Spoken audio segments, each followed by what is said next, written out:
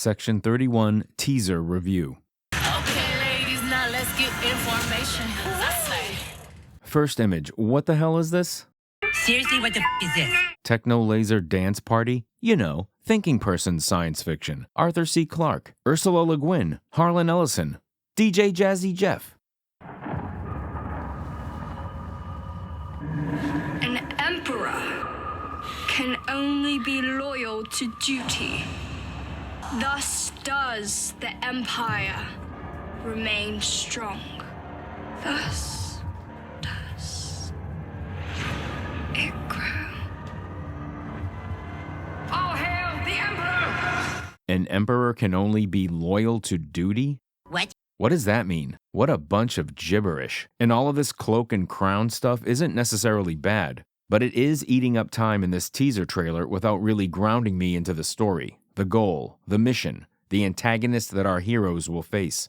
I'll say something nice, the photography looks good, and this actor is doing a good job. Philippa Giorgio, you're a tyrant who murdered her own people by the millions. So, look, I love Michelle Yeoh. I've been watching her in movies for over 30 years, from Yes Madam and The Heroic Trio to Crouching Tiger, Hidden Dragon. And you should really check out The Heroic Trio, especially if you haven't and claim to be a Michelle Yeoh fan.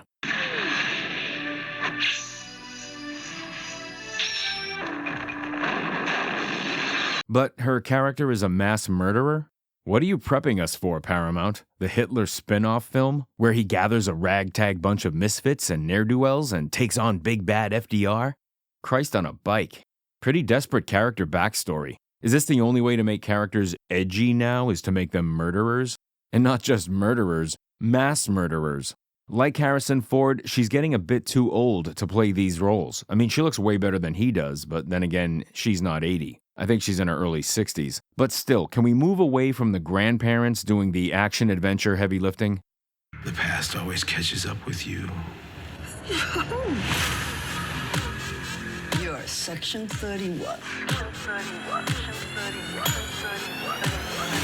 You want to make a high-end, super fashionable, slick assassin, Ocean 11-style action thriller? Maybe Star Trek isn't your thing. Maybe you don't understand what this is. We want to make a super sexy, erotic, technical manual. Well, then you don't really know what a technical manual is. I like red curry and I like hot fudge sundaes. I don't want them together. They make a terrible mashup.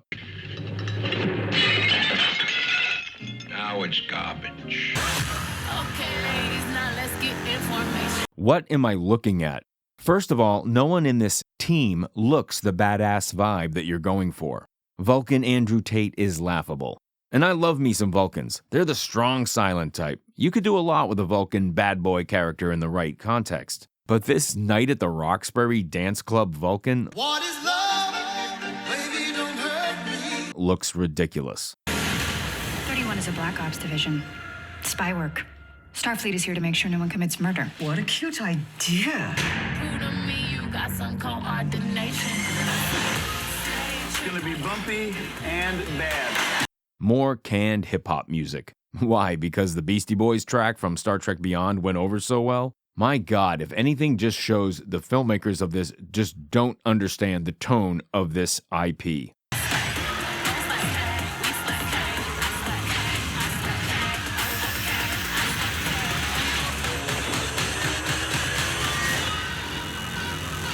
You're a bad bitch. Bad bitch? Is this the writing team from She-Hulk? You could just see them coming up with this banger of a line of dialogue and thinking, this will piss off those nerds. This makes the character look amateurish, and worse, it's super dated. Using contemporary colloquialisms dates your movie. What's she gonna say next? She's keeping it real? This dialogue would have been rejected from a Fast and the Furious script. We can't trust you with our lives, but here we go. Somebody's got to keep it lively. Someone's gotta keep it lively. Someone's gotta keep it lively? What is this, a trip to wine country? Is someone trying to inject life into a corporate retreat? Are they intergalactic assassins? Or a group of sassy singles hosting a transporter speed dating event?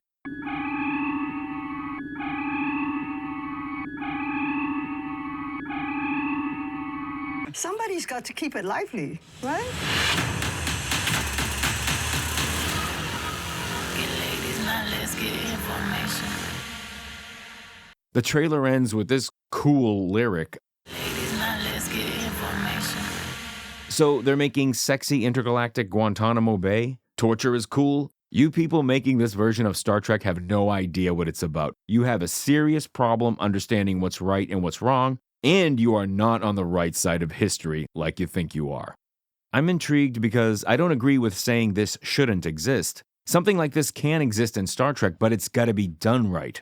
It's gotta be well written, and I would suggest incorporating this with its central character who has a checkered background in dubious nature, with the counterpoint of a character with a strong moral compass, like Janeway, Sisko, or Picard. Not Cherry 2000. And I love Cherry 2000, but why is everybody done up like they're waiting to get into the VIP lounge? The Kardashianification of Star Trek knows no bounds, has no limits. Please, please stop this. Thanks for clicking in. You should see the damage, Bronze, huh? Metal damage, brain damage, huh? You listening, Bronze? I am the Night Rider.